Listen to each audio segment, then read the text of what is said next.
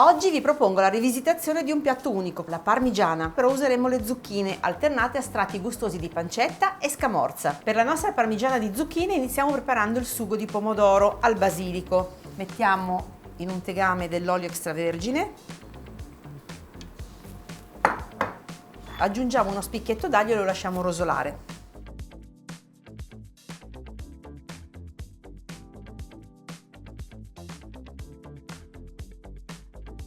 Ora possiamo aggiungere la passata di pomodoro.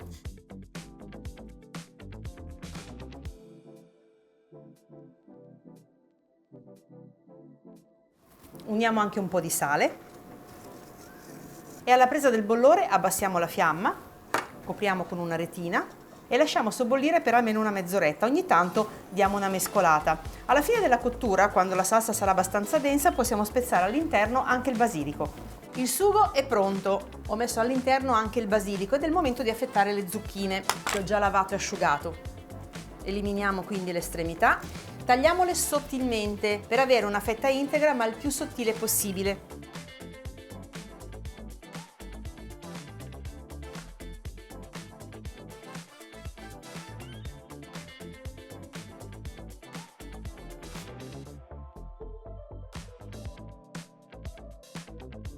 Ora vado a prendere del panno carta perché appoggeremo sul panno carta le zucchine tagliate.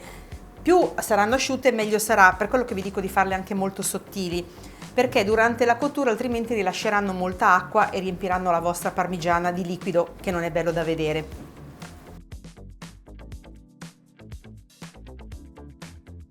Posizioniamo tutte le fettine di zucchine e continuiamo con il resto.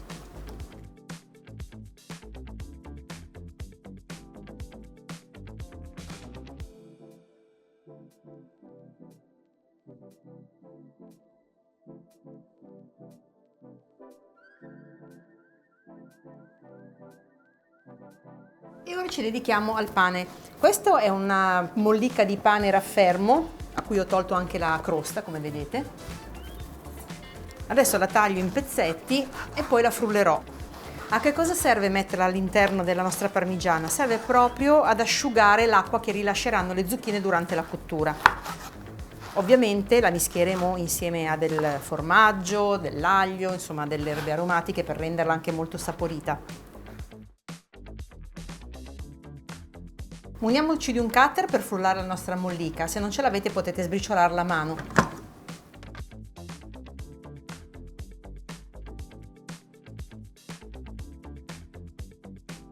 E ora frulliamo.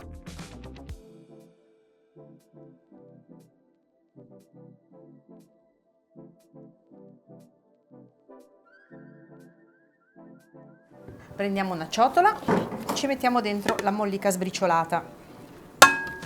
Poi aggiungiamo il pecorino, il parmigiano, uno spicchietto d'aglio schiacciato, del pepe e delle foglioline di timo. Se volete potete aggiungere anche del prezzemolo. E adesso mischiamo tutto.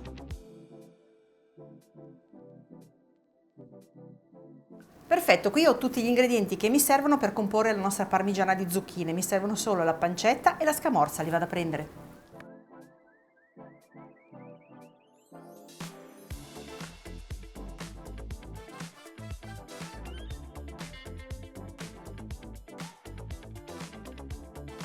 Ora possiamo comporre la nostra parmigiana. Sul fondo della nostra pilofila, che misura 23 x 33 cm, metto un goccio d'olio e un po' di sugo di pomodoro. Lo spargiamo bene sul fondo. Ora possiamo adagiarci le nostre zucchine. Dobbiamo fare uno strato in verticale e uno in orizzontale, alternandoli ogni volta che facciamo uno strato. Questo servirà per tagliare una fetta più compatta.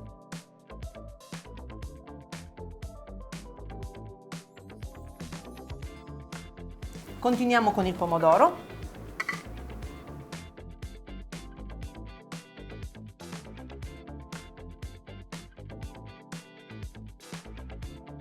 Aggiungiamo un po' di pane e formaggio ovviamente, quindi sarà un pane saporito.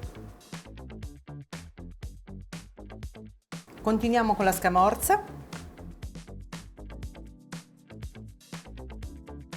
e infine con la pancetta arrotolata.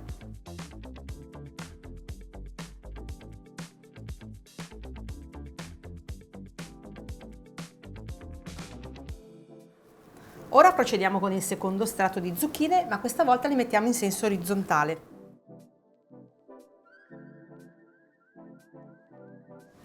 E ora continuiamo ad alternare gli ingredienti allo stesso modo di prima.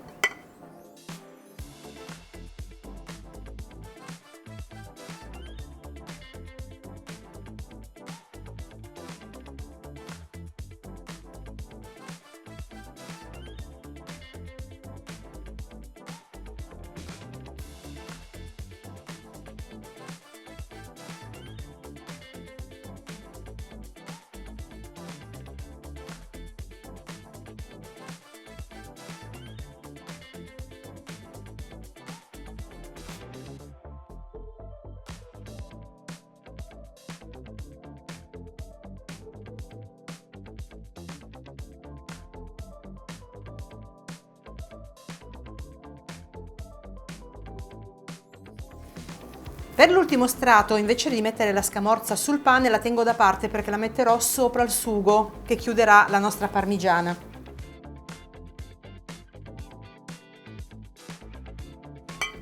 Chiudiamo con il sugo.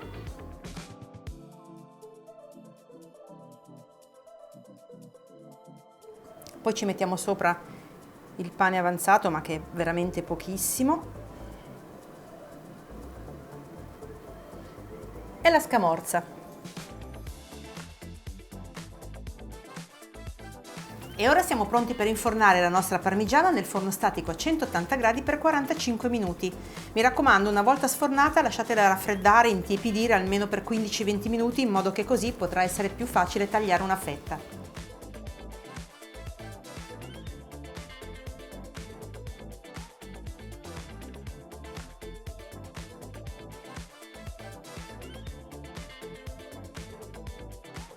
Qui c'è la nostra parmigiana cotta e ormai intiepidita, ne tagliamo una porzione, bella abbondante.